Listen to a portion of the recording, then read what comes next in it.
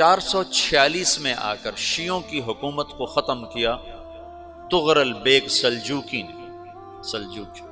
سلجوق مسلمان ہوئے تھے محمود غزنوی کے دور میں، سلجوق ان کے بڑے کا نام تھا۔ تو ایک دفعہ محمود غزنوی نے سلجوق سے پوچھا اگر مجھے تیری مدد کی ضرورت ہو تو کتنے آدمی پیش کر سکتے ہو؟ تو اس نے ایک تیر دیا، کہا یہ ایک تیر ہے میرا، کسی کو یہ تیر بھیج کر میرے علاقے میں بھیج دو تو چند گھنٹوں میں 1,00,000 تلواریں تیرا پہرا دینے کے لیے تیار ہوں، میرے پاس اتنی طاقت ہے۔ تو یہ سلجوق کی نسل میں تھا طغرل بیگ۔ اللہ تعالیٰ نے جب عرب زوال کا شکار ہو گئے اور ضعف کا شکار ہو گئے، جیسے بڑھاپے کا کوئی علاج نہیں، جب قوموں پہ زوال آتا ہے تو اس کا بھی کوئی علاج نہیں، پھر اور قوم کو جگہ ملتی ہے۔ جیسے بڑھاپا ایک فرد پہ آتا ہے، ایسے بڑھاپا قوم پہ آتا ہے۔ قوم کا بڑھاپا جوانی میں نہیں لوٹ سکتا، جیسے فرد کا بڑھاپا جوانی کی طرف نہیں لوٹ سکتا، قوم کا بڑھاپا جوانی کی طرف نہیں لوٹ سکتا، کوئی علاج نہیں، نئی نسل کا آنا ہی علاج ہے۔ تو عرب دھل چکے تھے، 600 سال بہت ہوتے ہیں حکومت کو، اپنی صفات گم کر چکے تھے، اب نئے خون کی ضرورت تھی۔ طغرل بیگ پہلا شخص تھا جس نے آ کر اہل سنت والجماعت کو استحکام بخشا، شیعوں کی حکومت کو ختم کیا، بغداد سے، شام سے، ان سارے علاقوں سے۔ صلاح الدین ایوبی نے اسماعیلی شیعہ کی حکومت کو ختم کیا، مصر۔ العاضد ان کا آخری خلیفہ تھا۔ صلاح الدین ایوبی نور الدین زنگی رحمۃ اللہ علیہ کا پروردہ تھا، اس کا دوست تھا، اس کے دوست بھی تھا، بچہ بھی تھا اس کے سامنے، زیادہ لکھنے پڑھنے کا شوق تھا۔ پھر اللہ تعالیٰ نے اس سے کام لیا اور اس کو مصر کا گورنر بنا کے بھیجا، مصر کی مدد کے لیے بھیجا۔ تو وہاں اس نے صلاح الدین ایوبی نے وہاں ختم کیا، طغرل بیگ نے یہاں ختم کیا۔ تو پھر سلجوق جو تھے نا یہ اقتدار میں آئے، ادھر ختم ہو گئی سلطنت بنو عباس کی، مصر ایک چھوٹی سی ترکوں کی سلطنت۔ تو اللہ تعالیٰ پھر مرکزیت کے لیے ایک نظام چلایا، دو لشکر آپس میں لڑ رہے ہیں ایک میدان میں، ایک جنگلی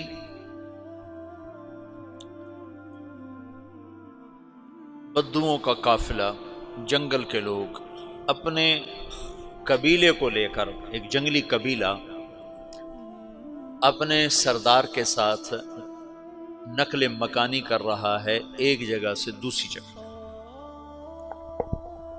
اللہ کا نظام کہ یہ لوگ چلتے چلتے چلتے اس وادی میں پہنچ گئے جہاں جنگ ہو رہی ہے، دو لشکر آپس میں لڑ رہے ہیں۔ جب یہ وہاں پہنچتے ہیں تو ایک لشکر کے قدم اکھڑ رہے ہیں اور دوسرا غالب آ رہا ہے۔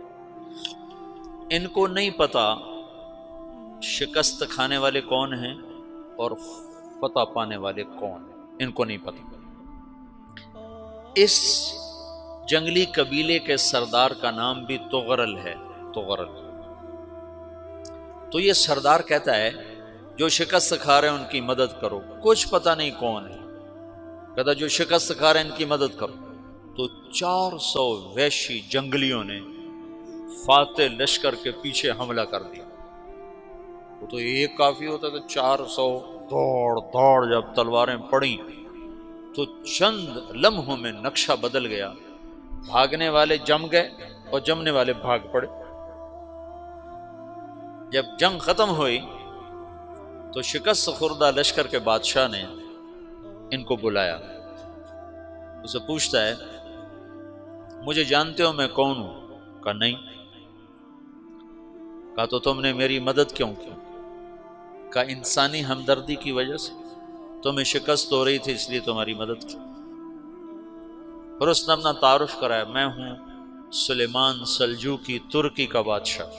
مسلمانوں کا لشکر تھا اور تاتاریوں سے شکست کھا رہا تھا، تاتاری فتح پا رہے تھے، مسلمان شکست کھا رہے تھے۔ تو وہ اللہ کی غیبی مدد بن کر آئے، تو وہ اس سے کہتا ہے میرے ساتھ رہنا پسند کرو گے؟ تم نے میرے اوپر احسان کیا ہے، میں اس کا بدلہ دینا چاہتا ہوں، میرے ساتھ رہنا پسند کرو گے؟ کہنے کا کر لوں گا۔ تو اس کو لے کر ترکی آیا، اور استنبول اس وقت روم کی حکومت میں تھا، اسے فتح کیا اس تغرل کے آگے چوتھے پانچویں پڑپوتے محمد فاتح نے۔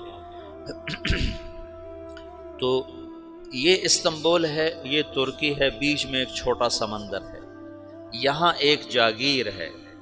تو سلطان سلیمان کہتا ہے یہ جاگیر تجھے وقف ہے، ادھر سے رومی مجھے تنگ کرتے ہیں حملے کر کر کے، تو میرا دفاع کرتے رہنا، یہ جاگیر تیری۔ اس جاگیر پہ اس نے اپنے قافلے کو آباد کر دیا، اپنے قبیلے کو، اور ایک چھوٹی سی حکومت بنا لی، جو ایک صوبہ سمجھو سلمان سلجوقی کا، وہ ایک چھوٹا سا صوبہ ہے۔ وہاں جب یہ رہ پڑا تو پھر یہ ایک شیخ کے بیت ہوتا ہے، وہاں شیخ طریقت ہے، ان کے یہ بیت ہونے جاتا ہے، وہ اس کو رات اپنے پاس ٹھہراتا ہے، تو ایک کمرے میں ان کو ان کا خادم ٹھہراتا ہے۔ یہ جب کمرے میں جاتا ہے تو سامنے دیوار میں تاکچے پر قرآن پڑا ہوا ہے، تو یہ تغرل بیگ کہتا ہے یہ کیا ہے، یہ کیا ہے؟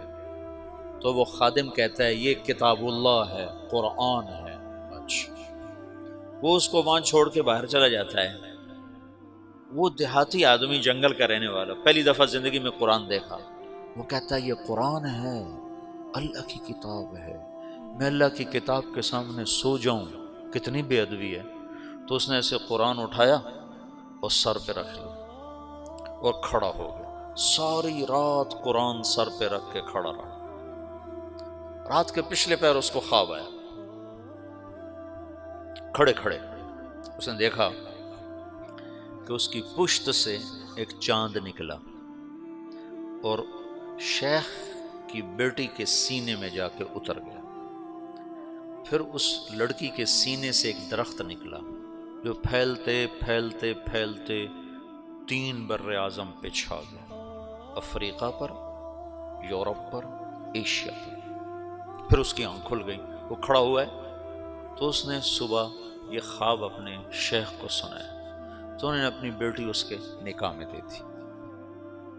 اس بیٹی سے ایک بچہ پیدا ہوا، تغرل بیگ نے اس کا نام رکھا عثمان، عثمانی ترک نام سنا ہوا، جو میں نے کل بتایا تھا کہ 1924 میں وہ خلافت ختم ہوئی۔ تو ایک بیٹا پیدا ہوا عثمان۔ عثمان نے پھر ایک نئی اسلامی حکومت کی بنیاد رکھی جو 1924 تک چلتی رہی، کوئی 800 سال یہ حکومت چلی۔ تو حکومت کا شیرازہ بکھرا، لیکن پھر جڑ جاتا تھا، پر وہ قرن اول والا جوڑ کبھی نہ پیدا ہوا، ٹکڑے بن گئے۔ ان ٹکڑوں میں اللہ لوگ پیدا کرتا رہا جو دعوت دیتے رہے، دعوت زندہ رہی۔ جو تربیت کا نظام تصوف کے ساتھ تھا اب وہ تبلیغ کے ساتھ،